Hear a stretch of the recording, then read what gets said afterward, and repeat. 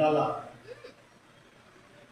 रवींद्र गुरुजींनी भेट दिली म्हणून त्या मंदिरातर्फे ही शॉल गुरुजी नमस्कार धन्यवाद। जय काली जय श्री महाकाल। ओम नमो नारायण। मी महंत श्री रवींद्रानंद सरस्वती पंचदशनाम जुना आखाडा त्र्यंबकेश्वर इथे आलो।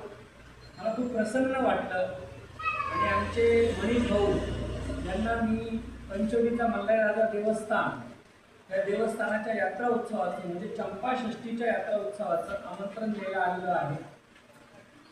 तर माझी विनंती आहे की भाऊंनी यात्रेला यावं, तुमचे जेवढे भक्त असाल त्यांनाही घेऊन यावं। बोलो महाकाली माते की जय। ओम नमो नारायण।